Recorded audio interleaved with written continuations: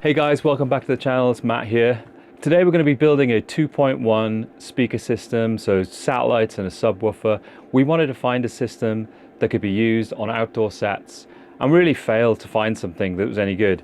Of course, you've got your Bluetooth speakers, like these kinds of things, but they don't really cut the mustard, and we wanted to do something better. And so we started searching around for what was out there, and yes, mini rig is a good example of something that's pretty decent. We've used that, but we wanted something better. So we went ahead, designed and developed our own system. However, it didn't all go to plan.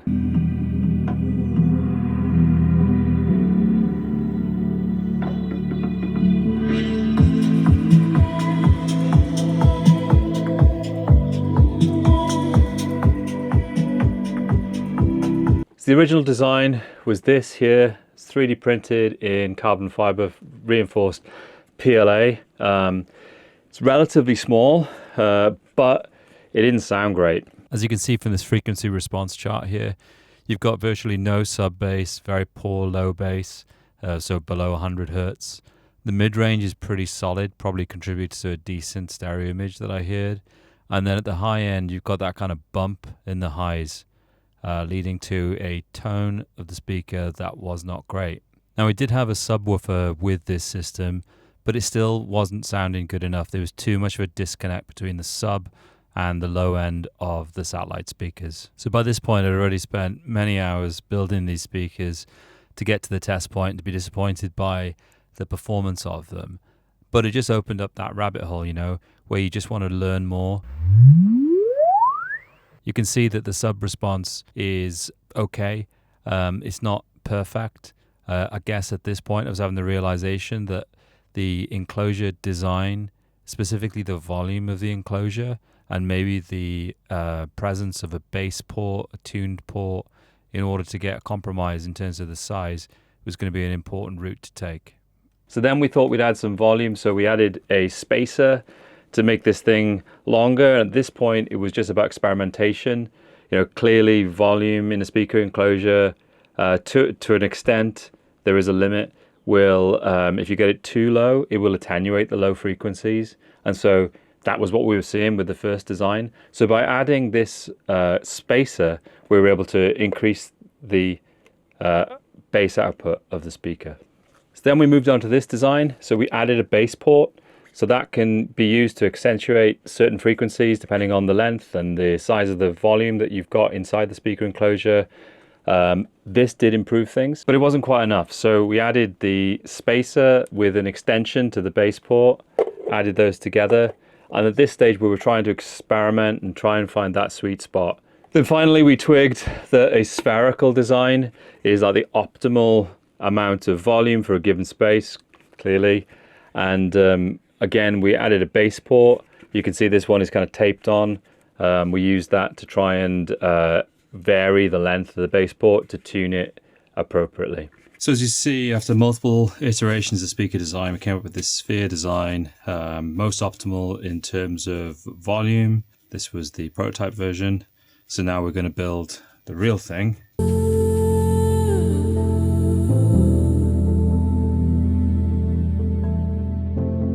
Speak-on connection, did it on the bottom of the speaker, so as the tripod fits, then the lead will fall neatly around the back. Got our logo on the back. Oops. And inside I've lined it with the open cell foam. So I've tried to cover the whole inside. Of course, before that, I did the same as on the other speakers, like these ones here, and covered the inside with that kind of sticky bitumen stuff to drop the resonant frequency of the outside. These ones are not too bad now. They sound loads more solid than without. Just added a little bit of polyfill to the wires. That's so if they do move around, which they will a little bit, they're not going to tap on anything, keep the whole thing nice and quiet. So got the gasket here, it's a TPU gasket, it's about 0.75 millimeters thick, and I'm going to use that instead of using silicone. So That will go on here like this. Should line up. Yeah, like that. And then we can mount the speaker. So here's the speaker. I've gone away from soldering onto the end of the speaker and using these spade connectors. I noticed that most of the professional speakers that are made use these spade connectors as well. So I thought they were good enough for them. They're good enough for me.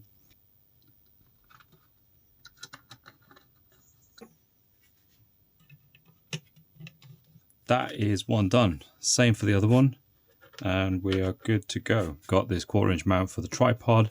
Means they can fit on pretty much any tripod. I've got some relatively inexpensive ones off of eBay, and they're doing just the trick. So for all of our design work, we've been using Fusion 360 CAD. So this is the speaker enclosure. And in this section view here, you can see the base port itself. It kind of curves around the outside of the sphere. Now it's time to turn our attention to the subwoofer. The original subwoofer design was a upward firing design. It was not ported. We have moved to a downward firing design, so the sub fits here with a port, which was tuned again using the REW software. And we have also moved away from the cheap and cheerful amps that we were using before. We were using 2 PCB amps, one for the satellite and one for the sub itself.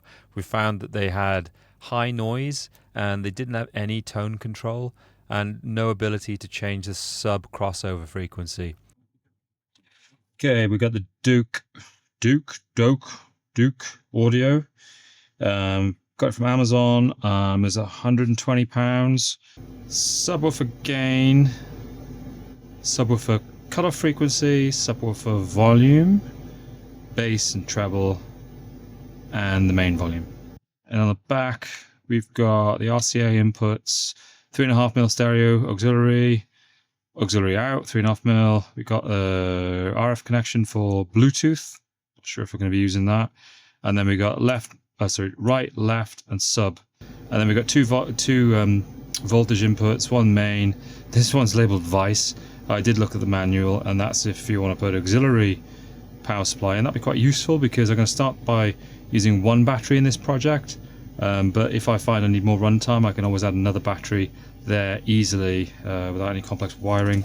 And we designed it to kind of fit a bit like an old car stereo in a way into this section up here. So the first print off of the dome lid. That's pretty cool. So I've started assembling the sub box here. The port, or one half of the port, I've glued in. I've got the legs fitted. They're glued on there and there. I've test fitted the speak-on ports and the TRS input port. On this side, I've got the charging port, and then another hole where I'm going to fit like a logo. And inside, I have started to test fit the wiring. So you can see the speaker cables there for the speak-on connectors. They're going to connect to the amp. And then I've wired a 3.5mm jack for input to the auxiliary part of the amp, which is here. So yes, we've got the auxiliary input here. We've got the speaker left and right, and then the sub, and then we've got the main for the battery, which is here. So 24-volt battery, wired in line, a 5-amp fuse. I think that should be plenty. And as you've seen in the design, I have 2 slots for the battery. You've got one here and one here. I'm going to run it with one battery. You're going to run a test, see how long the thing lasts for. You play in the typical kind of music that we play at the typical volume, and then see whether or not I need to add a second battery. I probably will, because it's kind of peace of mind, and for the cost of the battery, it probably makes sense. So that's that. And then we we have the other pieces here as well. So we've got the diffuser, fits on the bottom, as you'll see eventually. And then we've got the lid here, which has got one half of the enclosure for the amp, the other half of the bass tube, and then some open volume here. So I'm going to print a TPU gasket for this flange, and it'll all fit together like this.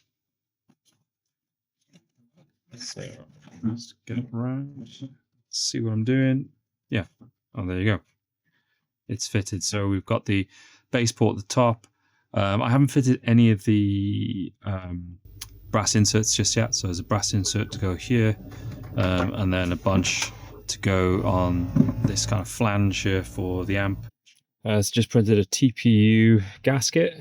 I was kind of dreading printing in TPU, not done it before. I took the precautions, and if you see over here on my printer, I fed it in the back, directly into the back of the printer, and then I just had loads of slack here. Because it was quite a short print, it was pretty straightforward. Just added some of this open cell foam on the outside of the wires, just taped it on and around so that when they inevitably do vibrate, they're not going to rattle. Did the same to the power lead there. I'm going to use some of this open cell foam that I had a load of that I used in the roof of my studio, and I'm just going to put some double-sided tape on the back there, and then stick it there, and then all the way around. There's the inside of the box, pretty much lined completely with the open cell foam.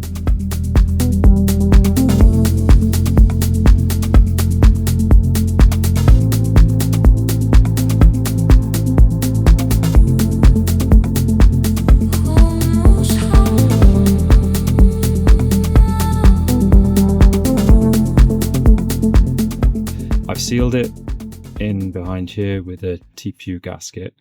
There's a teeny tiny bit of leakage coming effectively through the amp out these pots for the crossover and the bass and treble, etc. So I'm just printing out some custom size washers to sit in here and here. There's 5 of them the same size, and then one a bit bigger here.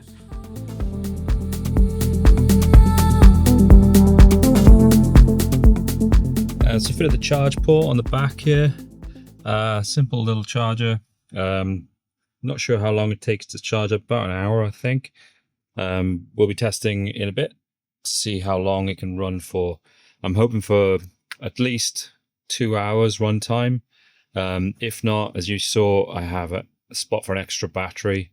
And so if I need that extra battery, I can add that and dramatically extend the runtime. So with the products built, it was now time to test. One of the things I thought I'd do was to compare and contrast with my studio monitors.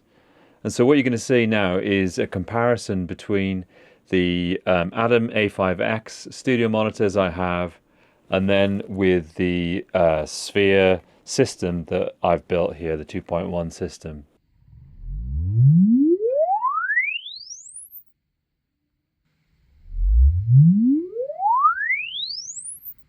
So let's get orientated with the chart. So we've got 3 systems on the chart. At the top here, we have the studio monitors with a sub, so Adam A5X with a Yamaha sub, versus the Sphere 2.1 system, the system we've just built, versus the original system. And you can see that below 200 Hertz, there's a remarkable difference clearly between the original system and the studio monitors with a sub, where you have a really strong response below 100 Hertz. But then with the Sphere 2.1, you also have a pretty decent, I would say very decent increase in the frequency response. At 100 Hertz, you're talking about 6.5 dB. 6.5 dB response is really quite enormous. And then as you go down, you've got 2 to 3 dB increase over the original system down to about 40 Hertz. And then, as a reminder, on the original system, but beneath 40 hertz, really the thing is completely out of control. Whereas the Sphere system manages to maintain a nice smooth response. Sure, there is a drop-off in efficiency as it drops down below sort of 50 hertz, but subjectively, listening to the speakers, they sound so much warmer, so fuller. And by the way, this kind of frequency drop-off below 50 hertz or so, you can compensate for with some EQ. It's one of the reasons why I wanted to have that tone control on the amp, so I can provide a little bit of tone control to the speakers and improve the response in this low end. I was really pleased with the performance, and it's kind of backed up by the subjective listening of the speakers here in the studio and then outside as well.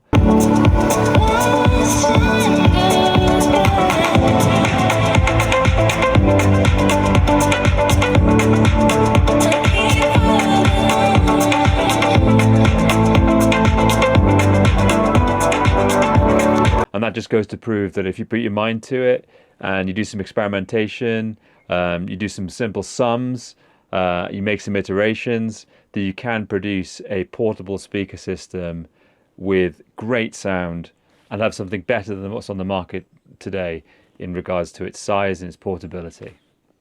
Appreciate you watching today. If you've got this far and you haven't subscribed or hit the like or made a comment, it really helps me out if you can do that and get this video shared with more people so more people can maybe be inspired to do this themselves.